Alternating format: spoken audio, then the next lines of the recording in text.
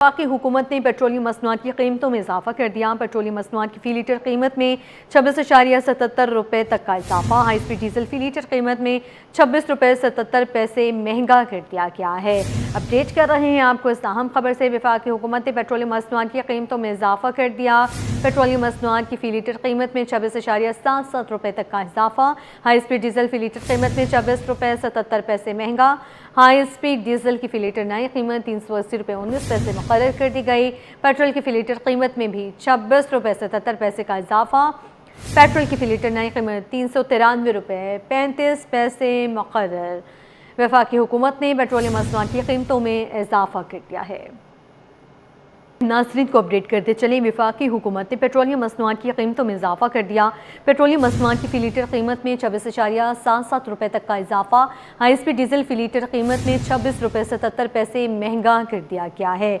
वफाकी हुकूमत ने पेट्रोलियम मसनूआत की कीमतों में इजाफा कर दिया है। पेट्रोलियम मसनूआत की फ़ी लीटर कीमत में 26.77 रुपये तक का इजाफा। इस हवाले से मज़ीद तफ़सीलात जानते हैं शायान अली से। जी शायान, अपडेट कीजिए। बिल्कुल हिरा, हम देखते हैं कि वो एक कहावत है ना कि उम्मीद पे पानी फिर जाना। यहाँ पर हम देख रहे हैं कि आवाम के जो है उम्मीदों पर पेट्रोल और डीजल की कीमत जो है फिर दी गई और इस पर हम कह सकते हैं कि जो हुकूमत की जानिब से ये पेट्रोल और डीजल की कीमतों में जो इजाफा हुआ है इस पर आवाम जो है इस वक्त गुस्सा होती नज़र आ रही है। उनकी जानिब से उम्मीदें लगाई गई थी कि पेट्रोल और डीजल की कीमतों में जो है कमी होगी, लेकिन अचानक से जो वो कीमतों में इजाफा कर दिया गया। 26.77 के इजाफे के साथ जो है पेट्रोल की नई कीमत जो है इस वक्त 394 और कुछ पैसे जो है इस वक्त है, जबकि इसके साथ साथ जो हम देख रहे हैं कि डीजल की जो नई कीमत है 26.77 के इजाफे के साथ जो है 380 रुपये और 19 पैसे जो है इस वक्त नई जो है कीमतें हैं। और इस पर जो है आवाम का क्या कहना है। मेरे साथ एक दोस्त मौजूद है, शहरी है, इनसे बात करेंगे। क्या कहना चाहेंगे सर, क्या फ़र्क पड़ेगा? अब हम देख रहे हैं कि सब इंतजार कर रहे थे, मुझ समेत तमाम तर लोग जो यही कर रहे थे कि पेट्रोल की कीमतों में कमी होगी, लेकिन ये बढ़ गई है। क्या कहेंगे इस पर? पेट्रोल और डीजल महंगे होने से जो सा महंगाई बढ़ जाएगी और जो सा हमें कह रहे थे कमी होगी, हम कमी के चक्कर में थे, मगर बात ऐसे हो गई कि एकदम जो सा रेट बढ़ गया है। हम 2-4 पंपों पर गए, वो आधा घंटे पहले उन्होंने बंद कर दिया। हमें पेट्रोल डीजल और जगह से नहीं मिला। ये एक पंप पे जो सा इन्होंने 12 बजे तक बंद नहीं किया, हमें 12 बजे तक इन्होंने पेट्रोल दे दिया है। तो ये है कि हमारा जो सा पेट्रोल और डीजल हमने डाल दिए पुरानी कीमतों में। ठीक है। बिल्कुल, यहाँ पर एक और भी इशू है। जैसे ही कीमतों में इजाफा किया जाता है तो हम देख रहे हैं कि मुतादिद पेट्रोल पंप्स जो है वो वक्त से पहले जो है वो, क्योंकि नई कीमतों का इतलाक जो है वो 12 बजे के बाद होता है, लेकिन तकरीबन 11 बजे जब अनाउंसमेंट होती है तो उसके बाद जो है 11 बजे ही या 11:30 बजे तक जो है वो मुख्तलिफ पेट्रोल पंप जो है बंद कर दिए जाते हैं ताकि जो बढ़ती हुई कीमत है उसके मुताबिक बेचे जाए पेट्रोल। लेकिन इस पर जो है वो हुकूमत की जानिब से कहा गया है कार्रवाइयाँ की जाएगी और हम देख रहे हैं कि कार्रवाइयाँ की भी गई हैं, लेकिन अभी भी कई पेट्रोल पंप जो है वो इस तरह बंद हो जाते हैं जिस पर जो है मुख्तलिफ इलाकों में मुख्तलिफ पेट्रोल पंप्स हैं। लेकिन इस वक्त मैं मौजूद हूँ ब्रुक्स चौरंगी पे, कोरंगी पे, यहाँ पर एक जो पेट्रोल पंप है जहाँ पर इस वक्त मैं मौजूद हूँ। ये जो है 12 बजे तक जो है टाइम देते हैं, जो कि हुकूमत की जानिब से टाइम होता है। इसके मुताबिक जो है शहरियों को टाइम देते हैं कि 12 बजे से पहले जो है वो आ जाए, तो 12 बजे तक उनको पुरानी कीमतों में जो है यहाँ पर पेट्रोल फराहम किया जाता है। लेकिन जैसे 12 बजे बच जाते हैं उसके बाद जो है नई कीमतें यहाँ पर जो वो अलर्ट की जाती है, उसके मुताबिक जो है फिर नई कीमतों के मुताबिक पेट्रोल और डीजल जो है फराहम किया जाता है। इस वक्त हम यहाँ पर मौजूद हैं और लोगों की जो है लंबी कतारें यहाँ पर अब से कुछ देर कबल लगी हुई थी और जो है वो कोशिश कर रहे थे कि वक्त से कबल जो है वो सस्ता पेट्रोल और डीजल ले सकें, जिस पर जो है जिस शहरी से इस वक्त हम बात कर रहे थे उनकी जानिब से भी जो है यहाँ पर 2 अपनी हैवी गाड़ियाँ जो यहाँ पर रोकी गई थी और उन्होंने जो है पुरानी कीमतों में डीजल हासिल कर लिया है। लेकिन अब जो मेरे कब में मौजूद हैं वो तमाम तर जो है कोशिश में थे कि पुरानी कीमतों में मिल जाए, लेकिन उनको जो है नई कीमतों में पेट्रोल और डीजल इस वक्त मिलेगा। जी शयान, दिल के अरमा आंसुओं में बह गए हैं क्योंकि आवाम ये तवक्को कर रहे थे कि गवर्नमेंट की जानिब से पेट्रोल की जो कीमतें हैं उनको कम किया जाएगा और एक दफ़ा फिर पेट्रोलियम बम गिरा दिया गया है। आवाम का क्या रद्द-ए-अमल है? जी बिल्कुल हेरा, मैं खुद भी जो है इसी उम्मीद में था कि पेट्रोल और डीजल, क्योंकि हम भी अक्सर जो है घर में भी मोटरसाइकिल या कार का इस्तेमाल करते हैं, तो हमें भी यही उम्मीद थी कि पेट्रोल और डीजल की कीमतों में कमी होगी। लेकिन ये अचानक से जो इजाफा हुआ है और 26.77 का इजाफा जो है अच्छा खासा इजाफा है, जिससे जो है वो रोज़मर्रा ज़िंदगी में जो है काफ़ी मुश्किलात होंगी, क्योंकि पहले ही जो है हम देख रहे हैं कि महंगाई का जिन जो बेकाबू था और मज़ीद भी ये फैलता नजर आएगा। मेरे साथ कुछ और भी दोस्त मौजूद हैं, इनसे भी बात करने की कोशिश करूँगा। सर, क्या कहना चाहेंगे, क्या लगता है ये कितना महंगाई में इससे फ़र्क पड़ेगा? बहुत ज़्यादा फ़र्क पड़ेगा, क्योंकि सारा जितना भी बोझ पड़ेगा गरीब आवाम के ऊपर पड़ेगा। क्योंकि गाड़ी वालों को तो अगर पेट्रोल डीजल महंगा मिलेगा तो ये तो किराए बढ़ाएंगे, अच्छा, आप क्या काम करते हैं और इससे आप क्या उम्मीद लगाते हैं कि अब जाके आपको भी जो है महंगा आगे चीज़ें मिलेंगी और महंगे ही देंगी?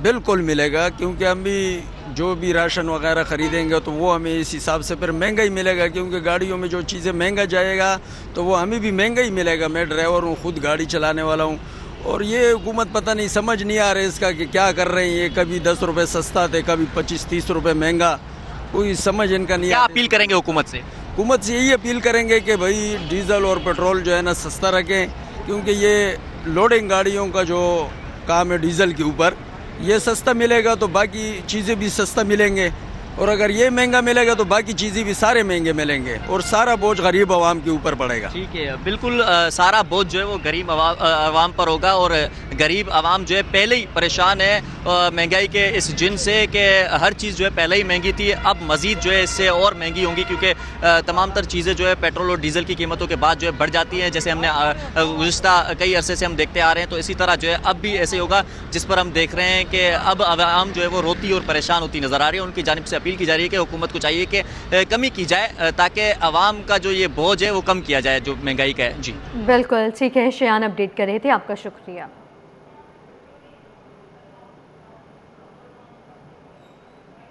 महकमा सेहत सिंध ने डेंगू बुखार के रवां साल के अदादो शुमार जारी कर दिए हैं। कराची में 183 अफराद में डेंगू बुखार की तस्दीक शहर इंतकाल कर गया। मज़ीद तफसीलात जानते हैं इब्राहिम रन से। जी इब्राहिम, अपडेट कीजिए इससे मुताल्लिक।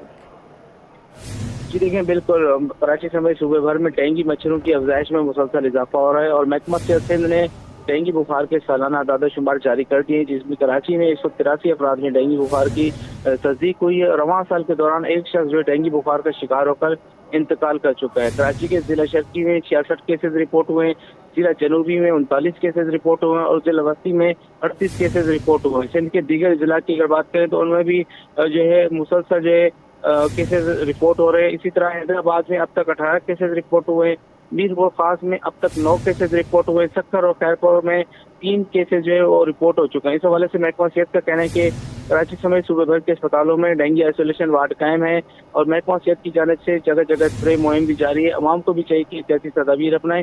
अगर ऐसी कोई अलामत आती है बुखार की तो फौरी तौर पर करीबी अस्पताल पहुंचे ताकि उनका मुफ्त इलाज हो सके। जी ठीक है इब्राहिम, आपका शुक्रिया। एबीसीनिया में सीवरेज का निजाम नकारा, गटर का पानी सड़कों पर बहने लगा, शहरी परेशानी का शिकार हो गए। अक्सा शेख की रिपोर्ट देखिए। शहर में निकासी आब का निजाम बदस्तूर तबाह, एबीसीनिया पर सीवरेज का पानी सड़कों पर जमा, बदबू और तौफून के साथ साथ ट्रैफिक की रवानी भी मुतासिर, जबकि सड़क भी टूट फूट का शिकार। शहरियों का कहना है कि ये मसला नया नहीं बल्कि तवील अरसे से बरकरार है, मगर मुतल्लिका इदारे तवज्जो देने में नाकाम दिखाई देते हैं। बस बड़ी मुश्किल का सामना करना पड़ रहा है, और काफी दफा हमने कोशिश की है कि कोई भी मुतलका बंदा हो जिससे हम मिलके उसे कोई एप्लीकेशन वगैरह दें, ताकि लोग तो यहाँ पे बिल्कुल बोलते नहीं है और आदी हो चुके हैं ना इस चीज का, गंदगी में रहने का। जी ये एक लंबे अरसे से हमें इस मुश्किल का सामना करना पड़ रहा है, खासकर जैसा कि आप जानते हैं जुमे का दिन है तो नमाजी घरों से निकलेंगे जुमा की नमाज अदा करने के लिए, तो जाते जाते पता नहीं बावजू रहेंगे या नहीं, मतलब ये गंदगी से गुजर के जाना और इस तरह बहुत मुश्किलात का सामना करना पड़ता है। इलाका मकीनों और राहगीरों ने हुकूमत और मुतल्लिका हुकाम से मामले पर नोटिस लेने समेत सीवरेज का निजाम बेहतर और सड़क की मुरम्मत का मुतालबा कर दिया। कैमरामैन इमरान अहमद के साथ अक्सा शेख, सिटी 21। मैट्रिक के इम्तहानात का सिलसिला जारी है। आज 9वीं और 10वीं जमात के तलबा से उर्दू का पर्चा लिया गया। 3 घंटे की दौरानी पर मुश्तमिल इस इम्तहान के लिए इम्तहानी मराकज़ के इतराफ़ सिक्योरिटी सख्त रही और दफ़ा 144 नाफिज रही। राबेल सदीद की रिपोर्ट। मैट्रिक इम्तहानात आखिरी मराहिल में दाखिल, उर्दू का पर्चा मुकम्मल, नकल की रोकथाम की कोशिशें भी जारी। सेंटर सुप्रिटेंडेंट के मुताबिक तालिब इल्म को एडमिट कार्ड के बगैर इम्तहानी मरकज में दाखिले की इजाज़त नहीं दी गई, जबकि मोबाइल फोन साथ लाने पर भी मुकम्मल पाबंदी आयद रही ताकि इम्तहानी अमल को शफाफ बनाया जा सके। इस मरतबा पोर्टल डाउन होने की वजह से कुछ सेंटर्स की तब्दीली एट द 11th आवर की गई है, तो उस सूरत हाल के अंदर हमारे पास कुछ स्ट्रेंथ बढ़ा दी गई है। टाउन कमेटी का गवर्नमेंट स्कूल है वो हमारे पास 11th आवर में शिफ्ट हुआ। इम्तिहानी मराकज़ के बाहर वालिदैन की बड़ी तादाद मौजूद रही जो अपने बच्चों के मुस्तकबिल के लिए दुआगो नजर आए। तालबात का कहना था कि पेपर लीक होने की वजह से काफी मुश्किल आती है जब पढ़ने वाले बच्चे पीछे रह जाते हैं और नकल वाले बच्चे बाजी ले जाते हैं। मिला था कि आप अपना कॉन्सेप्शनल तैयारी करिएगा तो हमने वैसी तैयारी करी और नकल का कोई इंतजाम नहीं है उधर, मतलब अपनी मेहनत से करो, अपनी मेहनत से पढ़ो। अल्हम्दुलिल्लाह तैयारी भी अच्छी थी तो इस वजह से पेपर अच्छा गुजरा और सारी चीज़ें किताब की थी, आसान थी, कॉन्सेप्चुअल भी नहीं था कुछ भी। सवाल जो वही थे लेकिन घुमा फिरा के दिए हुए थे, थोड़ा परेशान हो गए थे, लेकिन उर्दू का पर्चा हमारा बहुत ज़्यादा आसान आया था और अल्हम्दुलिल्लाह पेपर बहुत अच्छा गया। केमिस्ट्री का भी हमारा बहुत अच्छा गया था। और जहाँ तक बात है सेंटर की मैनेजमेंट की, तो मैनेजमेंट यहाँ की काफ़ी अच्छी है, मतलब हमें अभी तक तो कोई भी मसला नहीं हुआ है, सारी चीज़ें बहुत स्मूथली जा रही हैं। वालिदैन का कहना है कि इस बार इंतजामात बेहतर रहे, सहूलियात मुनासिब थीं और इम्तिहानात शफाफ अंदाज में लिए गए। सिक्योरिटी के हवाले से भी वालिदैन ने इत्मीनान का इजहार किया। नहीं, स्कूल के इंतजामात तो बहुत अच्छे हैं अल्हम्दुलिल्लाह और सिक्योरिटी के हवाले से भी कोई इशू नहीं है। और हमने बच्ची से भी पूछा है, मेरी बेटी पेपर दे रही है, तो इंतज़ाम बहुत अच्छा है और बच्चों का मतलब अच्छे से उनको प्रॉपर गाइड भी किया जा रहा है। देखिए, जहाँ तक पेपर गाइडेंस की बात करते हैं तो प्रॉपरली हम सब टीचर्स ने गाइड किया है और ये बहुत एक अच्छा स्कूल है और नकल के तो बिल्कुल भी ऐसे कोई इम्कानात नहीं है। बाहर भी प्रॉपर सिक्योरिटी सिस्टम जो है वो मौजूद है। इंतजामिया के मुताबिक नकल की रोकथाम और नज़्म ज़ब्त बरकरार रखने के लिए तमाम मुमकिन इक़दाम किए गए ताकि तुलबा को मुनसिफाना माहौल फराहम किया जा सके। कैमरामैन हारिस के साथ राबेल सदीद, सिटी 21। कराची के इलाके अलावाला टाउन में गैर एलानिया लोड शेडिंग ने शहरियों को परेशान कर दिया। बिजली की तवील बंदिश से घरेलू और कारोबारी निज़ाम मुतासर है। ताजिरों का कहना है कि लोड शेडिंग के बायस माली नुकसान बढ़ रहा है। शहरियों ने हुकाम से अपील की है कि फौरी नोटिस लेते हुए गैर एलानिया लोड शेडिंग का खात्मा किया जाए ताकि मामूलात ज़िंदगी बहाल हो सके। बिजली ना होने से बहुत नुकसान होता है। बिजली नहीं है तो मशीनें नहीं चलेंगी, मशीनें काम नहीं करती तो हमारा भी काम नहीं चलता। और ये कारपेंटर की दुकान है तो यहाँ तो बिजली के बगैर तो बिल हो नहीं सकता बिल्कुल भी। यहाँ रोजाना सिर्फ 3 घंटे बिजली मिलती है पूरे दिन में, बस फिर और बाकी लोड शेडिंग है। एक्शन यही लेना चाहिए कि भाई यहाँ पे बिजली पूरी दो ताकि जो है ना कारोबार चले। इस वजह से कारोबार है नहीं और महंगाई इतनी ज्यादा बढ़ गई है, खुदा की पनाह इतनी ज्यादा महंगाई बढ़ गई है। पंजाबी फूड फेस्टिवल में चेयरमैन केपीटी की बतौर मेहमान खुसूसी शिरकत रियर एडमिरल शाहिद अहमद ने कहा कि पंजाब के पकवान का तो कोई मुकाबला ही नहीं। इस हवाले से मज़ीद तफसीलात जानते हैं नुमाइंदे सैयद ज़ुबैर राशिद से। जी ज़ुबैर। बिल्कुल जी, देखें कराची में पंजाब की खूबसूरत सकाफत की खूबसूरत अक्कास हमें देखने को नज़र आती है। अवारी टावर के ज़ेर एहतमाम शानदार पंजाब फूड फेस्टिवल जो है वो मुनक़िद किया गया और चेयरमैन केपीटी ने जो है आज इस फूड फेस्टिवल का बाकायदा फीता काट कर जो है वो इफ्तिताह किया है। मेहमानों की तवाज़ो, ठंडी और नमकीन लस्सी, जबकि गर्मा गर्म सरसों का साग, बाजरे की रोटी और मकई की रोटी ने यकीनन तौर पर शिरका का जो मज़ा है वो दोबारा किया। चेयरमैन साहब बहुत शुक्रिया आपका। क्या कहना चाहेंगे? कराची में खूबसूरत सकाफत है, बसंत ने तो 4 चांद लगाए। आज हमने यहाँ देखा कि पंजाब की खूबसूरत सी थीम जो है वो अपनाई गई है। सिंध, पंजाब, बलोचिस्तान, खैबर पख्तूनख्वा तमाम तर सूबों से मुकम्मल होता है पाकिस्तान। सर क्या कहेंगे? जी माशाल्लाह, मेरे ख्याल में आपने सारा एक कूजे में बंद कर दिया है मेरी बात को। सबसे पहले तो मैं अवारी टावर्स का और आपके चैनल का मशकूर हूँ कि आपने मुझे ये मौका फराहम किया। मैं सबसे पहले तो दाद देना चाहूँगा अवारी टावर्स को कि जिन्होंने इतना खूबसूरत इवेंट तरतीब दिया और पंजाब की पूरी सकाफत आई थिंक उन्होंने एक स्टेज पे समो दी है।